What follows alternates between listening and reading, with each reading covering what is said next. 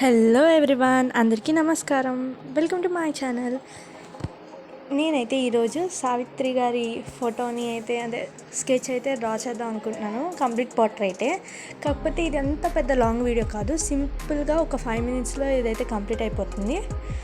నేనైతే ఫస్ట్ సావిత్రి గారిది ఒక పిక్ చూస్ చేసుకుని దానికి గ్రిడ్ లైన్స్ అయితే డ్రా చేసుకుని నెక్స్ట్ నేను ఐస్కి ఏం చేస్తున్నానంటే, నాకు ఒక ఐ రైట్ సైడ్ ఉన్న ఐ ఆల్రెడీ ఒక లైన్కి కరెక్ట్గా ఇంటర్సెక్ట్ అయింది. సో దట్ నాకు ఈజీగా అనిపించింది డ్రా చేయడానికి.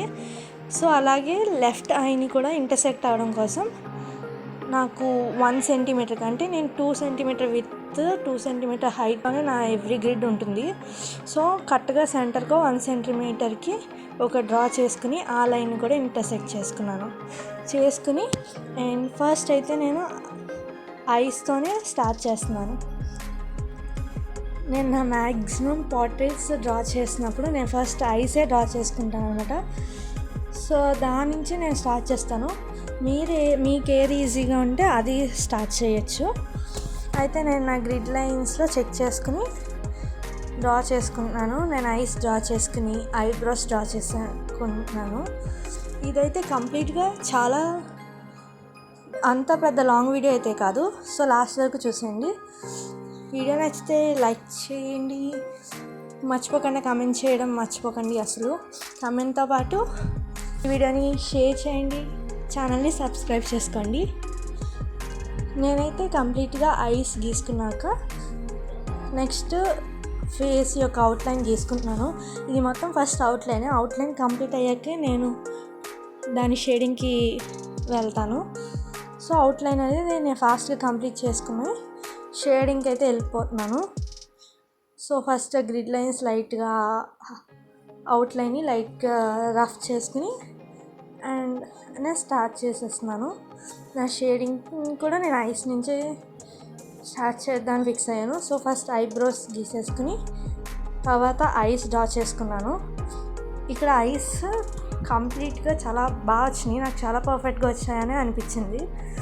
సో నేనైతే ఐస్ తర్వాత నోస్ తర్వాత లిప్స్ అలా స్టెప్ బై స్టెప్ అయితే కంటిన్యూ అయ్యాను. ఇది కంప్లీట్ చేయడానికి నియర్లీ నాకు 4 hours టైం పట్టింది. ఇక్కడ కొంచెం లైటింగ్ ఎక్కువ ఉండడం వల్ల అంత క్లారిటీగా కనిపించట్లేదు. బట్ కొంచెం ఫార్వర్డ్ అయ్యే కొద్దీ నేను క్లియర్గా కనిపించాలని పెట్టాను. మేక్ షూర్ దట్ మీకు విజిబుల్గా ఉండేటట్టే. సో నేనైతే మీరు వీడియో ఫార్వర్డ్ చూసినప్పుడు ఇలా ఉండదు కన్ఫామ్గా, ఎందుకంటే నేను అప్పుడు చెక్ చేసుకోలేదు. ఇప్పుడు మీరు చూసినట్లయితే ఇప్పుడు లైట్ నేను అడ్జస్ట్ చేసుకున్నాను. సో ఇప్పుడు మీకు ఐ థింక్ చాలా క్లియర్గానే కనిపిస్తుంది. నేనైతే ఇక్కడ నుంచి క్లియర్గా కనిపించేటట్టు ఫిక్స్ చేసుకుని మొత్తం డ్రాయింగ్ అయితే కంప్లీట్ చేసుకున్నాను.